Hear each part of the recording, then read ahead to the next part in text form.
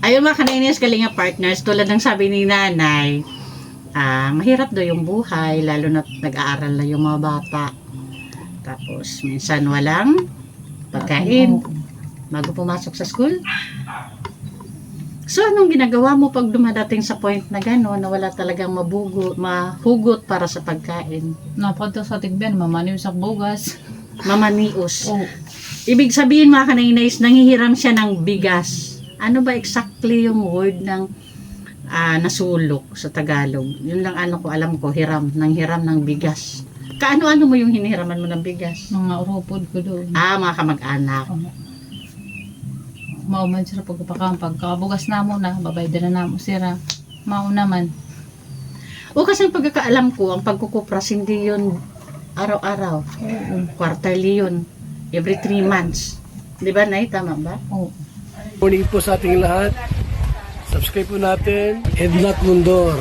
Kalinga partners mga kaibigan sa Samar. Northern Samar. Ayan. Salamat po mga kalinga. Thank you po, Kuya Val. Salamat. Sa bawat sulok ng Northern Samar, may kamay na handang umalala. Good afternoon mga kanainis, kalinga partners. Nandito tayo ngayon sa Barangay Sibunutlaw, ang Northern Samar. Siyempre kasama natin ang team. Kompleto na tayo ngayon at isang volunteer. Our Ambajoy the Great. Bumayad po ako. Uy, ambisyoso. Pumayad daw siya mga kanainis. At siyempre kasama natin Nelson TV Official and ang ating volunteer, Sis Annabel Lipata. Po, nandito po kami kasi meron po siyang nirekomenda. So kailangan niya po makasampo sa loob ng buwan ng Hulyo. Yan ang petsa na po. Okay, let's go mga kalingap. Okay, nakulog. Yes, baw saka. Binakit. Tara, uwi. Sakit sa. Nakahusay ka na ko ano. Oo, oo. Nag-ipon siya. Karon, Sulat na ha. pinagtupransan mama na rin. Papahid na rin. Oo, hadok sa picture. Hadok sa kamera. Hadok sa isang camera. Kumusta, Nay? Baka masakit gan. Pakilala po muna ako. Ako po si Kanaynays Edna Condor. Kanaynays kung tawagin sa aming team. Sila po yung team ko. Ang aming head, ang Ambajoy the Great. Ako po, Edna Condor. Tapos Nelson TV Official, ang aming volunteer po.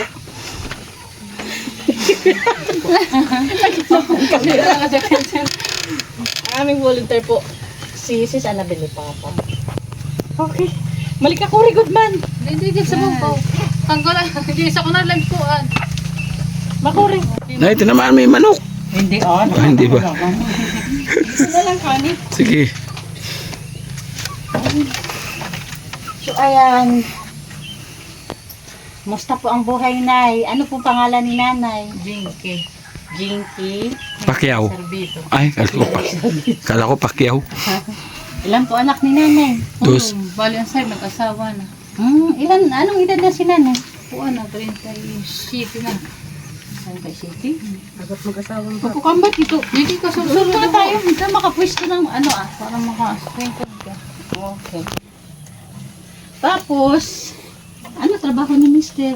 Nay? Pag ulupad man, pag may nagpapalupad, mauman. Pag waray-waray man. Ilang taon ka na ulit? 37. Ano na anak mo? Pwede pa madagdagan yan. Hindi na ako masakit. May nag-aaral ka ng mga bata. Ayaw. Wala kiskwila, tulog. Ang sayo, grade 6, katin mag-grade 4, grade 1. Anak Ito sa'yo, na wala lang yung akong hindi. skill. Itong dalawa hindi pa nag-aaral. Hindi na lang, diri. Ito na pumapasok na din to. Oo, grade 1. Okay. Mainit siya. Si Nanay, anong pinagkakaabalahan ni Nanay? Inyak sa balay. Bantay ng mga bata. Sa inyo to dito. Pati lupa. Ay, diri.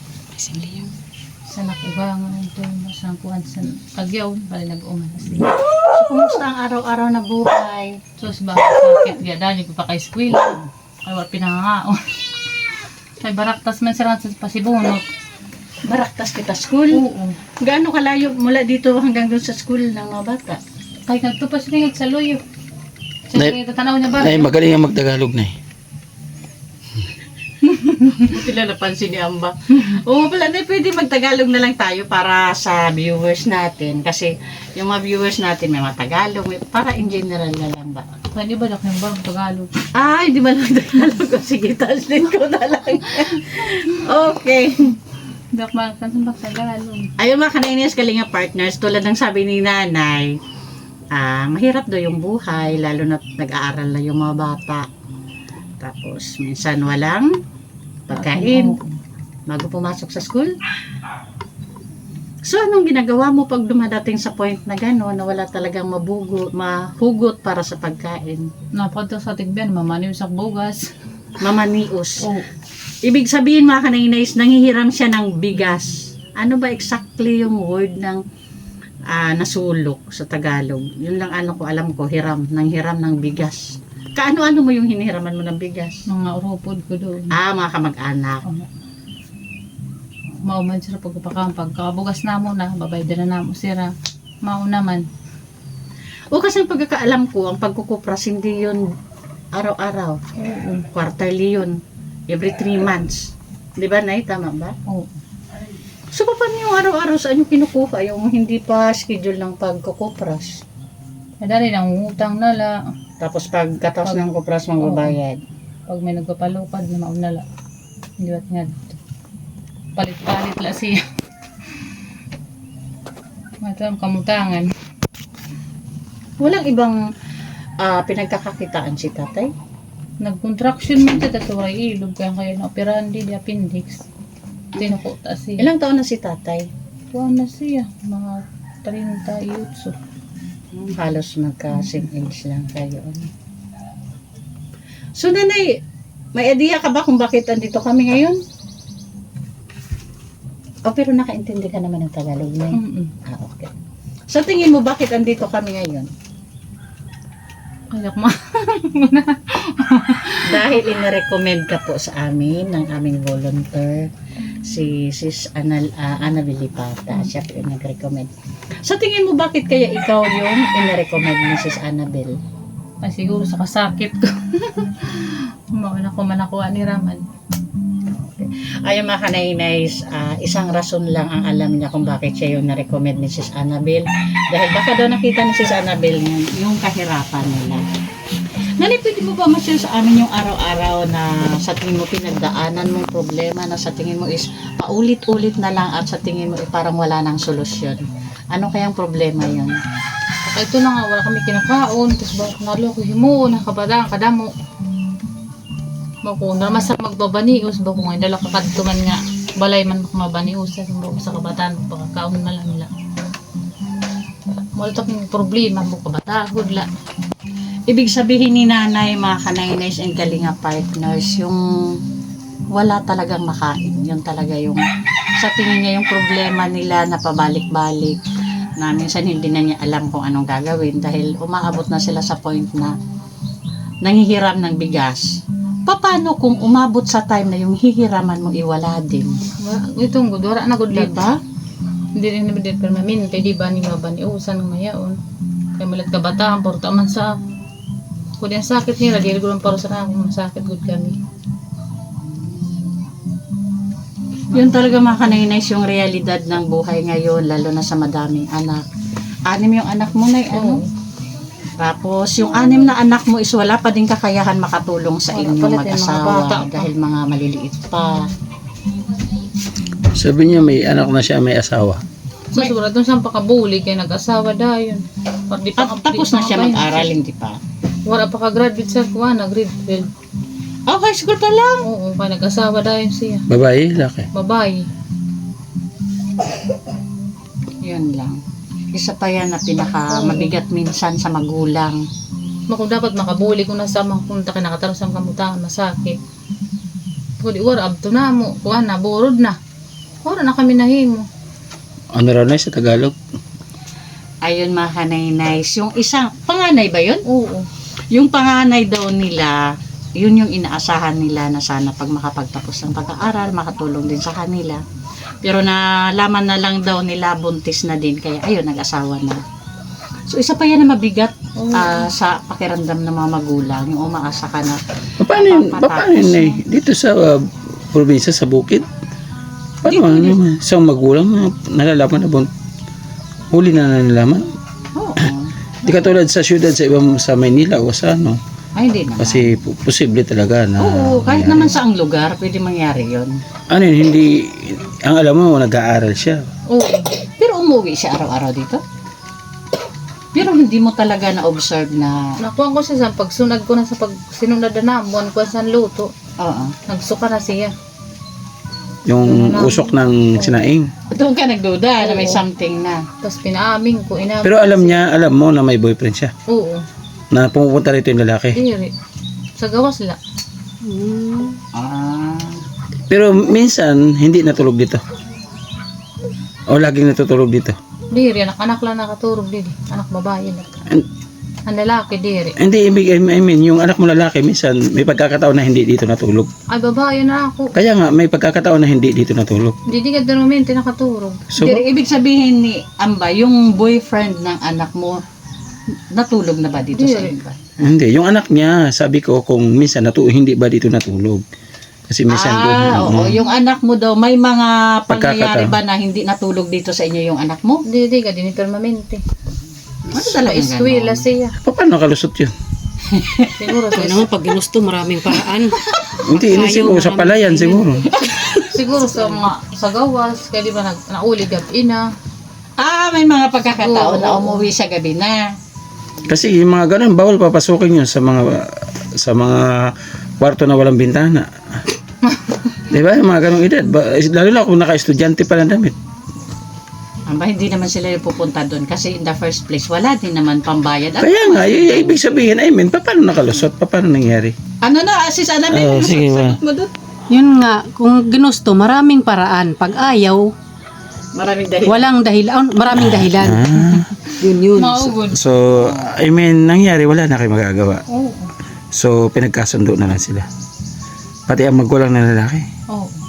Sige na, tuloy mo yung question mo. So, ayun nanay, sa ngayon, okay naman yung sitwasyon nila. Oo. Hindi ba umaabot sa point na kayo pa yung kailangan din tumulong sa kanila? Di Ikaw, hindi naman. Di na wala silang asahan sa wala man lang ka. So, responsable naman yung lalaki. Ah, okay. So, hindi naman naging problema o naging pabigat sa inyo. Di naman. Yung lalaki, hindi siya, sorry, natanong naman ako ulit ha. Okay. Yung lalaki, hindi siya nag-aaral din o medyo may edad sa kanya? Para sira tama edad niya ra. Ha? Mag-classmate? Para sira oh. Really? Oo. Grabe. Mapusok grade 12, 14 or 15 years old. 15. Oh, tama, Yan 15. talaga yung mapusok. Ganyan na mga edad. Tapos yung anak niya na yun, may sugat. Eh, anyari dyan? Kuwan, halon. Oo. Kay ko na siya. Ah, halon. Malduro siya. Ilang taon na to? Duwa na ni siya katuig. Sige niya halon? Oo. Yun talaga si Ton, ano? Ano halon sa Tagalog eh? Yung parang, Mamaso. ewan ko, di ko ma-explain yan. Ano ito sa Mamaso ano. Parang pigsa na maliliit. Ayun, parang pigsa. Pigsaan dapa. Pero sa ulo, ano? Sa ulo ito natubo, permanente. Sa ulo na to. So nanay, tanungin lang kita sa sitwasyon mo araw-araw, ano yung pinakamahirap na pinagdaanan mo? Yung pagbubuntis ng anak mo o mayroon pa doon? Ito yung kamutangan din Yung masakit. pagkain lang talaga, yung pang-araw-araw na pagkain. Magulit ako yung sakitan. Bakit madalas ba mangyari yung wala talagang makain? Oo. Kasi wala man kami kung pag-umang, wala man kami pasakay. Tapos di ba Bumibili talaga kayo ng bigas? Oh, speaking of bigas. Ay, bigas. Bigas daw. Madadali. Meron kami dalang ano. Ang kilo, katin mo. Ano ito? Sa kilo. Oh, bigas. Oh, ayan. Speaking of bigas. Sis Beth, ito na naman po ang pabigas mo. Sa ating mga beneficiary, ito na ulit. Ang sarap nito, Jaguar yan. Sarap na bigas. Pamagawa ka na.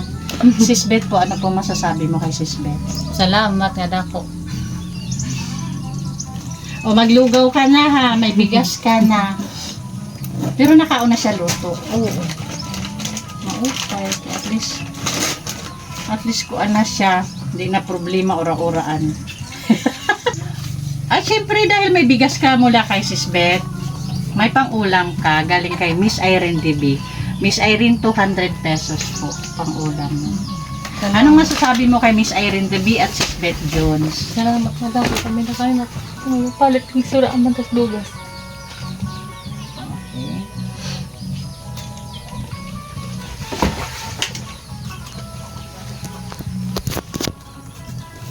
Narako na niya pakabulit sa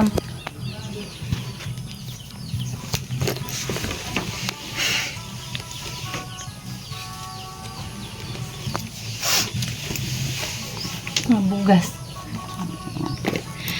Nanay, may mga pagkakataon ba na may bigas naman pero wala lang ulam? Meron bang ganon? Paano yung wala talaga, walang bigas, walang ulam? Gaano kadalas mangyari yon? Siguro sa kabulan, duha, tulo, Alin? kami bugas danay. Hindi naman ganun pala kaano. Hindi naman pala ganun. Sa buong isang buwan, 2 beses lang kayo walang bigas? Kaya danay may saging. Saging. Ibig mong sabihin, pag wala talaga, yung mga, may saging, duma. Okay. Kumakain naman yung mga bata. Oo, kaura naman iba. So, ayan, nanay. Ang process po namin is ganito. Kung mayroon po sponsor na magpabalik sa inyo, yun po yung time na babalik kami dito sa inyo agad, ha? Para ihatid yung blessing na ipapahatid ng sponsor. So, ngayon tanungin po kita, ano po talaga yung pinaka gusto mong tulong na matanggap mula sa ating mga sponsor? Mapunta nga permanente kami, di kami magugutom. Permanente kami ng kakao. Yung palaging may makain kayo araw-araw. Ibig sabihin, bigas. Oo. Okay.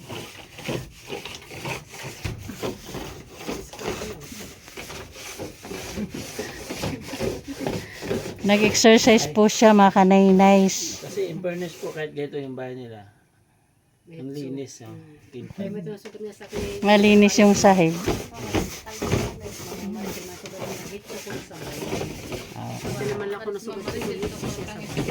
Oo.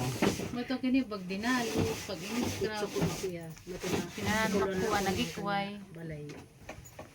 Malimpyo.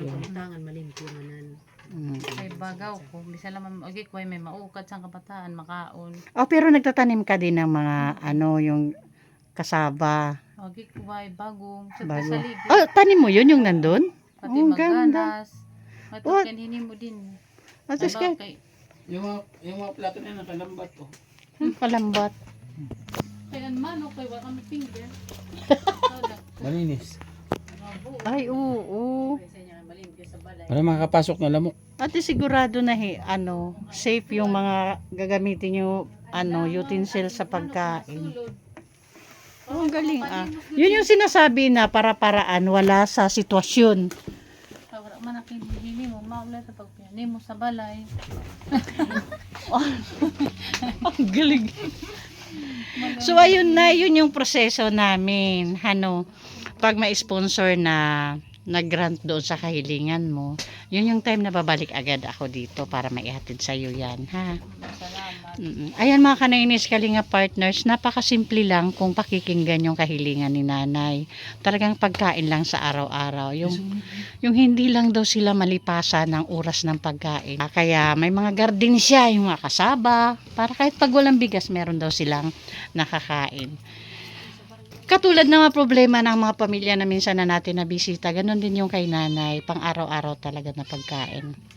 So ayan nay ha, yun na lang pag mayroong magpahatid ka agad sa'yo ng pagmamahal, babalik agad kami. Ha? Okay, bye-bye na nanay. Babay na din dito. Bye-bye. Bye. Salamat na daw sa sini. Okay po. Ate hain siyang balay nga kuan. So, Nanay Jinky, ilan yung estudyante mo ulit? Ilan? Tulog. 3. Pasura ko. Anong year na po sila? Grade 6 ang sayo, pati mag-grade 4, grade 1. Grade 1. Kumusta naman yung mga gamit sa school? Na-provide na ba? Wala pa ito sila mga gamit sa eskwelahan. Wala pa ito sila nga tanan. So pag pumapasok sila, ano yung dala-dala nilang gamit? Papel. Papel lang talaga? Papel. Mm-mm. Maulang pinagamit ko na namo. May ito nang paggamit ko na namo kay wala good kuan. Gamit pa sir. Kasi mga bag wala. Yun mga kaninay sa estudyante ni Nanay Jinky, yun daw. Pumapasok ko yung mga bata, papel lang talaga yung dalang gamit kasi wala pa talagang gamit na nabili ang mag-asawa para sa mga anak sa school. So ayan, isa pa yan sa problema talaga ng mga magulang maliban sa pagkain. Yung mga gamit or tuition sa school, pag may tuition yung eskwelahan na pinapasukan. O ayan, sige na, yun na lang ha. Pag may magpahatid ka agad sa kailingan mo, babalik agad ako dito ha. Okay. Ayan mga kaninays, kalinga partners, na bisita natin si Nanay Jinky. Ayan po siya. Ayan si Nanay Jinky. Pasuportin po sa ating founder, Kuya Bal Santos Matubang, at Ina Vlogs and Kalinga Prab para po sa patuloy na paglingap. Gusto ko lang mag-thank you sa ating mga sponsors na palaging andyan para makiisa sa ating advocacy dito sa Northern Samar. Of course, Manay Terry Anderson, Sis Beth Jones, Ma'am Hawaii, Sangka Ima Vlogs, Miss Erin Dabi, Sangka Alit Lumagbas Bunyol, Miss Irene Dabi, Sis Claire Asan Malinica, Sis Marceli Davido Ruix, and Ma'am Beverly Prinso. And of course, pa-support po na Great Team Horay headed by our Ambadjui the Great. Andong po sila sa likod. Ayun yung lingkod po kanina isid ng Condor, Yansky TV, Nelson TV Official, Limix TV, Rina TV Official, Annabelle Lipata Vlogs. Please support po. Yes, may channel na din po siya. And of course, Biyaheng King. Okay, bye-bye na po. Thank you po.